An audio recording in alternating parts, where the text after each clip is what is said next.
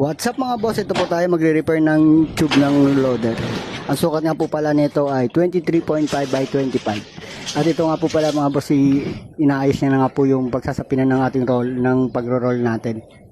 At yan nga po mga boss, hinanda niya na yung parts. At syempre ito nga po mga boss, tatanggalin na nga po yung sapin ng parts. At yun, nanggal nga po yung isa. At yan nga po mga boss, dandahan niya po ginabit. At yun, tanggal na rin po yung pangalawang sapin ng parts. At ito nga po, gagamitin po natin ang kanyang roller. At dito nga po mga boss, yung pag-roll po natin, niro-roll po niya yung mabuti. Yan, kaliwa, kanan, taas, baba.